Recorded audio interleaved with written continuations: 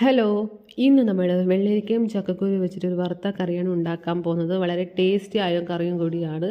അപ്പോൾ ഇതിനാവശ്യമായിട്ട് 2 ചെറിയ വെള്ളരിക്ക എടുക്കാം.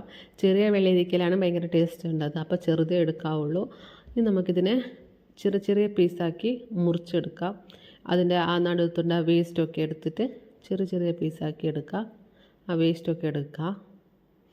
ഇതിനാവശ്യമായിട്ട് ചക്കക്കുരു നമ്മൾ ക്ലീൻ ചെയ്ത് വെച്ചിട്ടുണ്ട്. ഞാനിവിടെ ഒരു 10 ചക്കക്കുരുയാണ് എടുത്തിട്ടുള്ളത്. നമുക്ക് അധികം വേണമെങ്കിൽ ആഡ് ചെയ്ത് കൊടുക്കാം. ഇനി നമുക്കിതിനെ ചെറിയ പീസാക്കി മുറിച്ചെടുക്കാം. അപ്പോൾ ഇവിടെ വെള്ളരിക്ക റെഡി ആയിട്ടുണ്ട്, മുറിച്ചിട്ട് വെച്ചിട്ടുണ്ട് ചെറിയ പീസാക്കിയിട്ട്. ഇനി നമുക്കൊരു മൺപാത്രം എടുക്കാം. അതിലേക്ക് 2 ടേബിൾ സ്പൂൺ വെളിച്ചെണ്ണ ആഡ് ചെയ്ത് കൊടുക്കാം.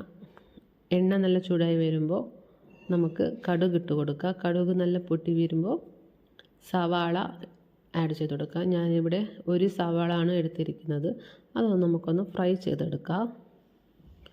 അപ്പോൾ ചക്കക്കുരു അധികം വേണമെങ്കിൽ അധികം ആഡ് ചെയ്ത് കൊടുക്കാം. ഞാനിവിടെ ഒരു 10 ചക്കക്കുരുയാണ് ആഡ് ചെയ്ത് കൊടുക്കുന്നത്. ഇനി നമുക്കിതിലേക്ക് വെള്ളരിക്കയും ചക്കക്കുരു ആഡ് ചെയ്ത് കൊടുക്കാം. ഇനി നല്ല രീതിയിലൊന്ന് മിക്സ് ചെയ്ത് കൊടുക്കാം. ഇനി നമുക്ക് പുളിവെള്ളം ഇതിലേക്ക് ആഡ് ചെയ്ത് കൊടുക്കാം. കറി നല്ല ടേസ്റ്റ് ആവാൻ വേണ്ടിയിട്ടാണ് പുളിവെള്ളം നമുക്കിതിലേക്കൊന്ന് ആഡ് ചെയ്ത് കൊടുക്കുന്നുണ്ട്. ഇനി 1/4 ടേബിൾ സ്പൂൺ മഞ്ഞൾപ്പൊടി ആഡ് ചെയ്ത് കൊടുക്കുക. ആവശ്യത്തിന് ഉപ്പും വെള്ളം നമുക്കിതിലേക്ക് ആഡ് ചെയ്ത് കൊടുക്കുന്നുണ്ട്.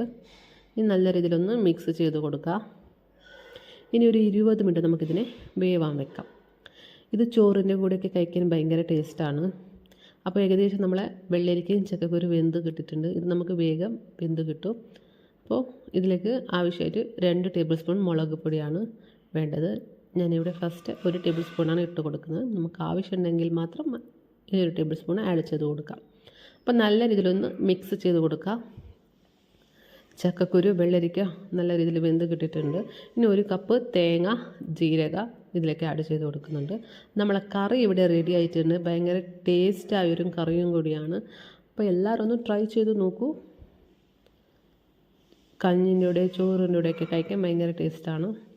അപ്പോൾ വെള്ളരിക്കയും ചക്കക്കുരു കറി റെഡി ആയിട്ടുണ്ട്.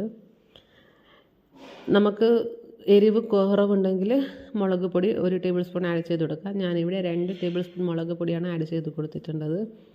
ഇനി നമുക്കിതിലേക്ക് കറി ലീവ്സ് ഒന്ന് ഇട്ട് കൊടുക്കാം. അപ്പോൾ നമ്മളെ കറി ഇവിടെ റെഡി ആയിട്ടുണ്ട്. വെള്ളരിക്ക കറി നമുക്കൊരു 20 മിനിറ്റിൽ ചെയ്യാൻ പറ്റുന്ന ഒരു ഈസി റെസിപ്പി കൂടിയാണ്. എല്ലാവരും ഒന്ന് ട്രൈ ചെയ്ത് നോക്കൂ.